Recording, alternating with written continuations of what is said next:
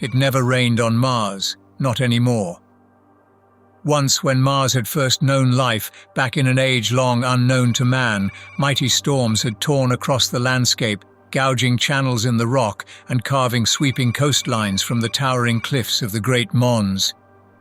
Then the world had endured its first death, and the planet had become a cratered red wasteland of empty dust bowls and parched deserts.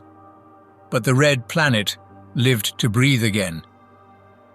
The terraforming of Mars had begun in the earliest days of the golden age of man's expansion to the stars, bringing new life and hope, but in the end this was a remission, not a cure. Within the span of a few centuries, the planet had died its second death, choking on the fumes of volcanic forge complexes, continent-sized refineries, and the effluent of 1 million weapons shops. It never rained on Mars. That thought was uppermost in Brother Verticorder's mind as he guided the battered bipedal form of Ares Lictor up the gentle slopes of Olympus Mons towards the colossal volcano's caldera. Resembling a brutish mechanical humanoid some 9 meters tall, Ares Lictor was a paladin-class knight, a one-man war machine of deep blue armor plates with a fearsome array of weaponry beyond the power of even the strongest of the Terran emperors Astartes to bear. Ares Lictor walked with an awkward, loping gait, thanks to a stubborn knee joint that no amount of ministration from the tech priests could restore to full working order. But Verticorder handled his mount with the practiced ease of one born in the cockpit. It never rained on Mars, except it was raining now. The brushed orange skies above were weeping a thin drizzle of moisture, patterning Verticorder's cockpit, and he felt the cold wetness through the hard plugs in his spine and the haptic implants in his fingers. He realized that he too was weeping, for he had never expected to witness such a sight, the heavens opening and precipitation falling to the surface of the red planet. Such a thing had not happened in living memory, and on Mars, that was a long time. 2 other war machines followed Verticorder, his brothers-in-arms and fellow knights of Taranis. He could hear their chatter over the manifold, the synaptic congress that linked their minds, but had not the words to convey his own sense of wonder at the sight that greeted them on this day of days. The sky above Olympus Mons raged. Billowing storm clouds heaved as though ancient, forgotten gods battled within them, slamming their mighty hammers against wrought-iron anvils and hurling forked bolts of lightning at one another. Mars's largest moon, Phobos, was visible as a yellowed irregularity behind in the clouds, its cratered surface at its closest point to the surface of Mars in decades. The mighty volcano, the largest mountain in the Tharsis region and indeed the solar system, soared above the Martian landscape, the dizzyingly high escarpments of its cliffs rising to almost 30 kilometers above the surface of the planet. Verticorder knew this region of Tharsis intimately. He had marched Ares Lictor from the Fabricator General's forge on the eastern flanks of the mighty volcano 3 decades ago, and he had led his brother warriors across its slopes uncounted times. More lightning flashed, and the thousands gathering at the base of the volcano gazed fearfully into the building tempest from towering habstacks and ironclad bulwarks of Kelbor Hal's domain. Abused skies cracked and roared, distorting under the overpressure of something unimaginably vast, and the atmospherics lit up the sky as far as any eye, fleshy or augmetic, could see. Crowds in their thousands, their tens of thousands, were following the knights up the slopes of Olympus Mons, but they had not the speed or maneuverability of the war machines. This wonder was for the knights of Taranis, and for them alone. A shape moved in the clouds, and Verticorder halted his mount at the sheer edge of the caldera's escarpment with a release of pressure on his right hand. The machine reacted instantly. The bond he had forged with it in years of battle was that of 2 comrades in arms who had shared blood and victory in equal measure. Verticorda could feel the anticipation of this moment in every sizzling joint and weld within Ares Lictor, as though it, more than he, was anticipating the glory of this day. Golden light flashed above, and the drizzle of rain became a downpour. A zigzagging pathway had been cut into the cliff, leading to the base of the caldera, nearly 2 kilometers below. It was a treacherous path in ideal conditions, but in this deluge, it was close to suicide. "What do you say, old friend?" asked Verticorda. "Shall we greet these new arrivals?"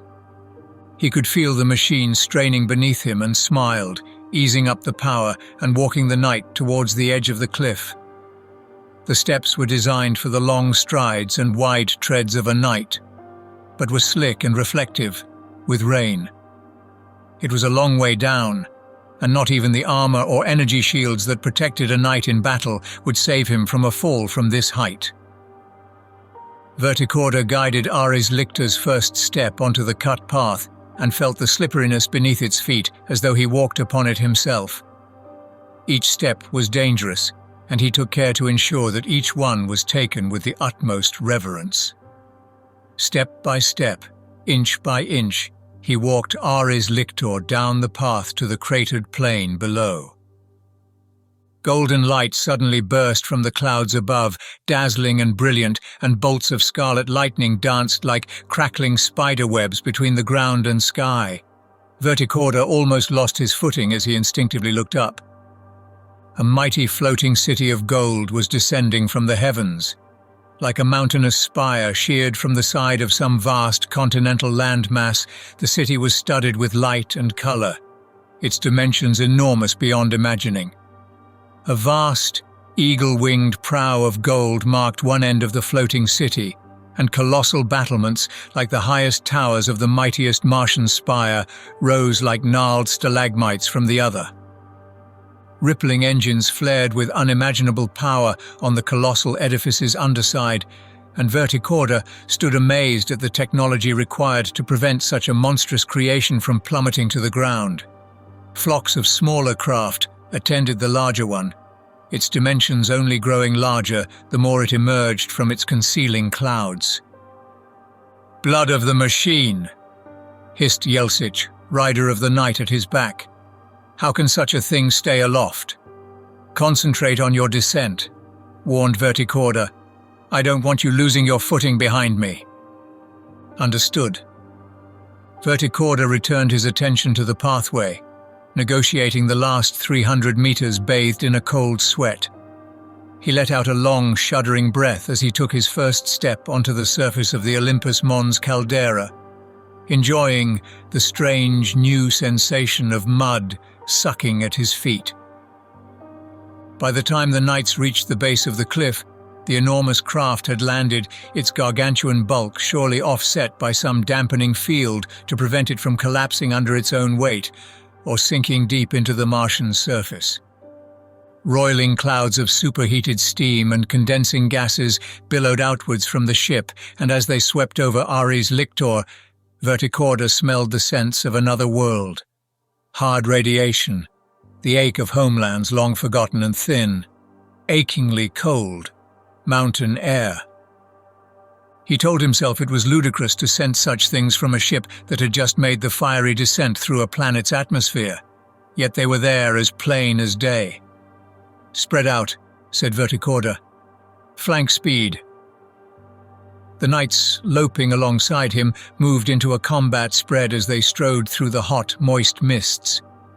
Verticorda felt no threat from the unknown craft, yet decades of training and discipline would not allow him to approach it without taking precautions. At last the mist thinned, and Verticorda pulled up as the enormous golden cliff of the vessel's flanks rose up before him like a mountain freshly deposited on the planet's surface. Its scale was awe-inspiring, more so than even the fastnesses of the Titan legions or the data mountains of the Temple of All Knowledge. Even the mightiest forged temple of Mondus Gamma on the Syria Planum paled in comparison to the scale of this vessel, for it had been fashioned with deliberate artifice and not the combined forces of millions of years of geological interaction. Every plate and sheet of the enormous vessel was worked with the care of a craftsman, and Verticorda struggled to think of a reason why so many would labor for so long and with such devotion to ornament a vessel designed for travel between the stars. The answer came a moment after the question. This was no ordinary vessel. This was a craft built with love, a craft built for a being beloved by all.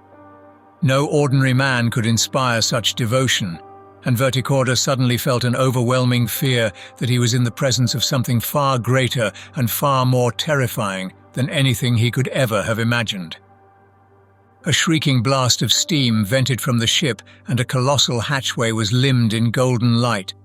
Huge pneumatic pistons, larger than a Titan, slowly lowered a long ramp, easily wide enough for a regiment of gene-bulked Skitarii to march down in line abreast. The ramp lowered with no sign of strain on the vessel, and the brightness within poured out, bathing the Martian landscape in a warm, welcome glow. Verticorda twisted Ares Lictor around on its central axis and felt a shiver travel the length of his spine as he saw the entire rim of the volcano's crater lined with onlookers. With a thought, he increased the magnification through the view screen and saw thousands of robed adepts, menials, tech priests, logi and workers gathered to watch the events unfolding below. Crackling voltaic viewing clouds colored the sky behind the crowds, and flocks of servo skulls buzzed overhead, though none dared approach within the swirling electromagnetic field that surrounded the craft. The huge ramp crunched down, and Verticorda squinted into the light that blazed from within. A silhouette moved within the light, tall and powerful, glorious and magnificent. The light seemed to move with him, and as Verticorda watched the figure descend the ramp, a shadow fell across the surface of the plane on which the craft had landed. Though he was loath to tear his gaze from the magnificent figure, Verticorda looked up to see a convex ellipse of darkness bite into the glowing outline of the sun. The light from the storm-racked skies faded until the only illumination came from the figure as he stepped onto Martian soil for the first time. Verticorda knew immediately that the man was a warrior, for there could be no doubt that this sublime figure had been made mighty by battle. Verticorda felt the collective gasp from the thousands of spectators in his bones, as though the very planet shuddered with pleasure to know this individual's touch. He looked back down and saw the warrior standing before him, tall and clad in golden armor, each plate wrought with the same skill and love as had been lavished upon his vessel. The warrior wore no helm and was fitted with no visible breathing augmetics, yet seemed untroubled by the chemical-laden air of Mars. Verticorda found his gaze dwelling on the warrior's face, beautiful and perfect, as though able to see beyond the armored exterior of Ares Lictor and into Verticorda's soul. In his eyes, his so very ancient eyes, Verticorda saw the wisdom of all the ages and the burden of all the knowledge contained within them.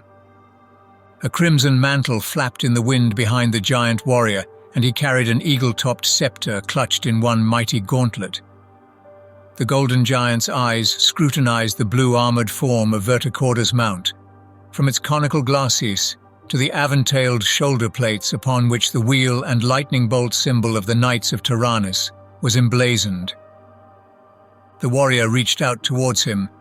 "Your machine is damaged, Taemon Verticorda," he said, his voice heavy and yet musical, like the most perfect sound imaginable. "May I?" Verticorda found himself unable to form a reply, knowing that anything he might say would be trite in the face of such perfection.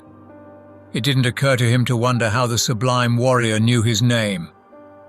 Without waiting for a reply, the warrior reached out, and Verticorda felt his touch upon the joints of Ares Lictor's knee. "Machine, heal thyself," said the warrior, the purpose and self-belief in his voice passing into Verticorda as though infusing every molecule of his hybrid existence of flesh and steel with newfound purpose and vitality. He felt the warmth of the warrior's touch through the shell of his mount, and gasped as trembling vibrations spread through its armored frame of plasteel and ceramite. He took an involuntary step back, feeling the movements of his mount flow as smoothly as ever they had. With one step, he could feel Ares Lictor move as though it had just come off the assembly lines, its stubborn knee joint flexing like new. "Who are you?" he gasped, his voice sounding grating and pathetic next to the mighty timbre of the Golden Warrior's voice. "I am the Emperor," said the warrior. It was a simple answer, yet the weight of history and the potential of a glorious future were carried in every syllable. Knowing he would never again hear words spoken with such meaning, Verticorda and Ars Lictor dropped to one knee, performing the maneuver with a grace that would have been impossible before the Emperor's touch. In that moment, Taemon Verticorda knew the truth of the being standing before him. "Welcome to Mars, my lord," he said. "All praise to the Omnissiah."